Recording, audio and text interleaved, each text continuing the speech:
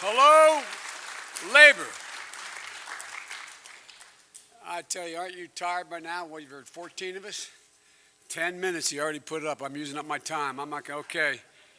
Folks, look, I know Rich can't be here, but I hope he's listening. He's a friend, and you guys are, and women are amazing. Ken, the IBW,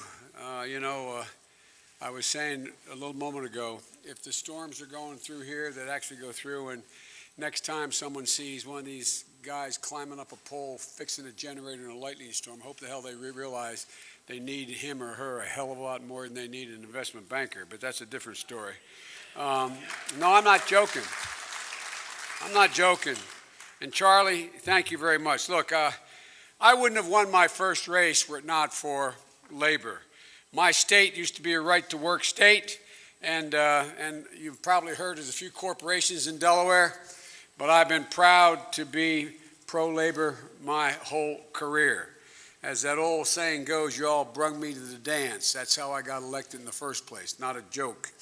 And I'm incredibly proud in Delaware to have a reputation of being a labor votes for Biden. That was the labels we always used, and I hope before it's over I can convince you all of that as well. But the other part you already do know, Biden votes for labor.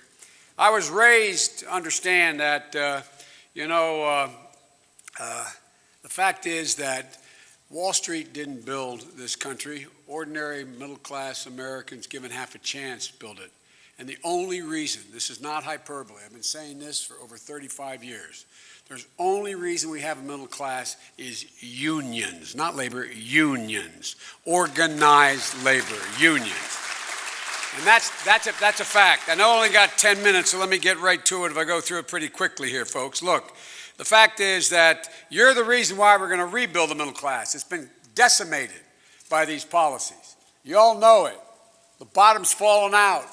Without the middle class growing, we're all in trouble. The poor are getting poorer. Over half the American people think their children will not be able to have the same standard of living they have.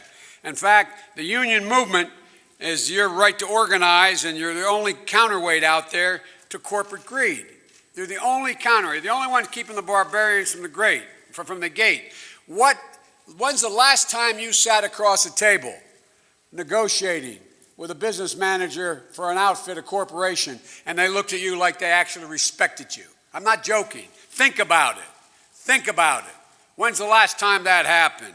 Look, there's been a war on labor's house for a long time now, well over 2 decades, and that war has not diminished at all. And what they're trying to do now is run the whole table on union and non-union workers. Right here in Iowa, you've been in the front lines. You've had to deal with 2 great governors, Branstad and Reynolds, and a right-wing legislature that has gone out of its way to decimate you, to gut labor protections, the public sector unions, collective bargaining rights. But not just here in Iowa, all across America it's happening. It's all about greed. It's not only about trying to break unions, it's about attempting to eliminate the ability of individuals to be able to organize. What people don't even realize, and maybe you all don't even realize, over the last 15 years, you have about 40% of the major corporations, when you go to work for them, the Fortune 500, you got to sign an agreement that say you will not discuss your wages with any other employee. What's that all about? It's all about being able to continue to pay women less. It's all about being able to not have you compete for higher wages and say, look, Charlie's doing what I'm doing, I'm getting less. That's what it's about. How many people in America have to sign? 40 million people. 40 million people have had to sign non-compete agreements and are hourly workers. You can't work for Jimmy John's. You have to sign an agreement. You won't go across town and try to get 10 cents more working for McDonald's. What's all that about? It's all about greed. It's all about pushing down wages. And what do we do with those wages? They all go to stockholders. They go to corporate entities that in fact do not count anybody as being part of their obligation other than their shareholders. Ladies and gentlemen, the same thing happens about overtime.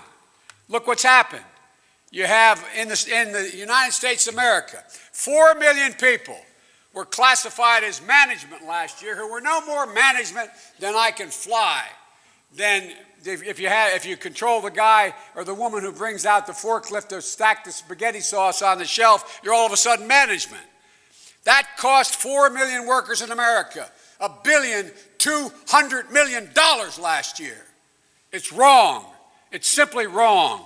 And here in the state of Iowa, this cost 266,000 Iowans nearly $600 million a year. So look, folks, the fact is that, things are changing. You know why they're changing? Ordinary Americans are realizing the only reason they have any of the rights they have is because of organized labor. They've been brainwashed. Labor, the Chamber of Commerce and the corporate America 15 years ago started this war on labor's house, convincing them that you were their problem. Now they figured out the only reason they have a 40-hour week, the only reason they have overtime, the only reason they're in a position they have health care is because of American labor. American labor. Ladies and gentlemen, I watched you all on television when in 17 you all ended up going to the Capitol and you said enough is enough. You haven't given up. Don't give up now because things are coming back. Folks, look, in April, I was in Massachusetts walking a picket line with the United Food and Commercial Workers along with the Teamsters. You know what they did? We had the Stop and Shop. Their parent corporation made $2 billion that year, and they were cutting health care benefits. But guess what? Not only when I looked along that parking lot with hundreds and hundreds and hundreds of people were there labor people, there are ordinary people who did not belong to a union all of a sudden standing with you because they realize they're in trouble too without you. And folks, look, the fact is you've made some real success here too. You had General Mills in the Cedar Rapids plant, Hilton Garden in Dubuque, and now staffed by proud union members.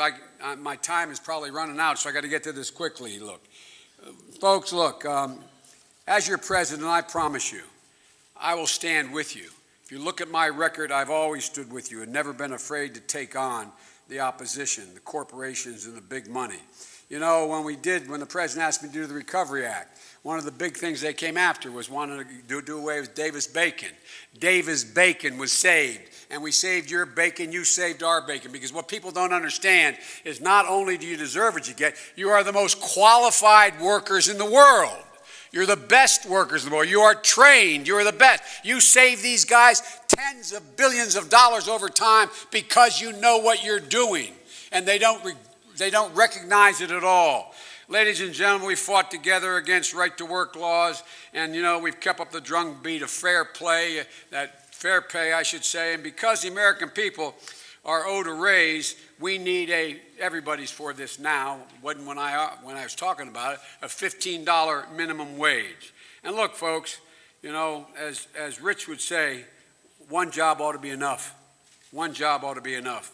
And I promise you, if I'm elected your president, if you see fit to support me as you have throughout my whole career, I promise you the collective bargaining right will be sacred in my administration. The right to organize, I mean it. The right to organize will be sacred.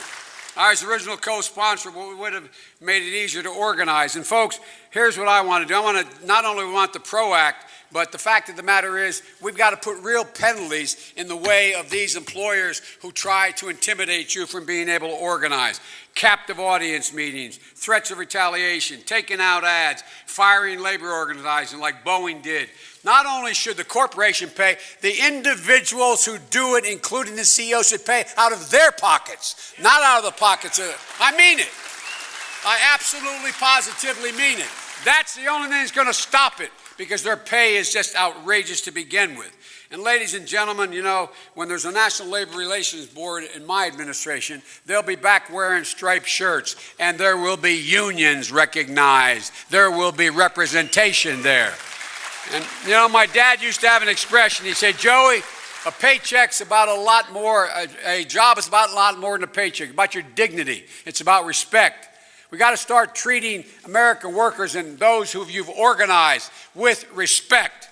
With respect. The way I see it, my health care proposal, and it's the only thing I'm going to say about it, you've negotiated really hard for your benefits with your union, with the employer.